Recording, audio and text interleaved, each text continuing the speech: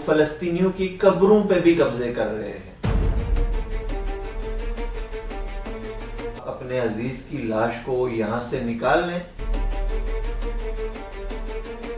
और उसको दफनाने के लिए कहीं और ले जाएं। अस्सलाम वालेकुम। ईरान की जंग तो सारी दुनिया की नज़र में है, इसी तरह लबनान पे जो इजराइल के हमले हैं वो भी सारी दुनिया की नज़र में है। लेकिन इन दो जंगों की वजह से फ़लस्तीन के अवाम जो मुश्किलात और जो मज़ालिम बर्दाश्त कर रहे हैं वो निस्बतन दबते जा रहे हैं।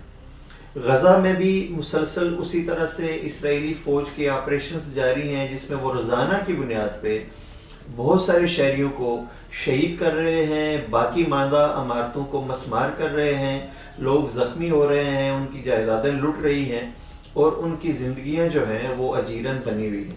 यानी अमली तौर पे गज़ा के पूरे इलाके पे इसराइल अपने कब्ज़े को अमली शक्ल देने के लिए मुसलसल आगे बढ़ रहा है। लेकिन गज़ा से भी ज़्यादा ख़तरनाक सूरत हाल जिसको हम कह सकते हैं, चूँकि गज़ा ने तो जो देखना था वो देख लिया, वो मगरबी किनारे में बनी हुई है। ये तो आपको पता होगा कि इस वक्त जो फ़लस्तीनी हैं इसराइल के कब्जे में वो दो हिस्सों में बटे हुए हैं। एक तो गज़ा की पट्टी है जो समंदर के किनारे है और उसके एक तरफ मिस्र है, लेकिन ये जो मगरबी किनारा है इसमें गज़ा से दोगुनी आबादी रहती है फ़लस्तीनियों की। और अब इसराइल ने वहाँ पे नई आबादियाँ बनाना शुरू कर दी हैं, ज़बरदस्ती कब्जा शुरू कर दिया है और मुसलसल जो है वो मकामी फ़लस्तीनियों पे मज़ालिम ढाए जा रहे हैं।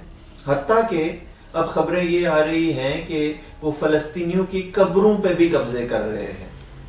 एक ताज़ा मिसाल ये सामने आई है कि इस जुमे को, ये जो जुमा गुजरा है, एक बुजुर्ग फ़लस्तीनी का इंतकाल हुआ मगरबी किनारे में।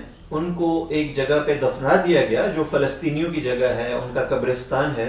और फिर कुछ सहूनी जो आबादकार हैं वो वहाँ पे इकट्ठे हो गए और उनकी जो फैमिली है उनसे ये कहा गया कि नहीं जनाब, आप तो इनको यहाँ से कब्र से निकालें और इनकी कब्र किसी और जगह ले जाएं। आप अंदाज़ा कर सकते हैं कि उस फैमिली की फीलिंग्स क्या होंगी, उनके एहसासात क्या होंगे जिन्होंने चंद घंटे पहले अपने एक अजीज को एक कब्र में दफनाया है और अब उनको ये कहा जा रहा है कि आपके लिए तो यहाँ कब्र की जगह भी दस्तयाब नहीं है, आप अपने अजीज की लाश को यहाँ से निकाल लें और उसको दफनाने के लिए कहीं और ले जाएं।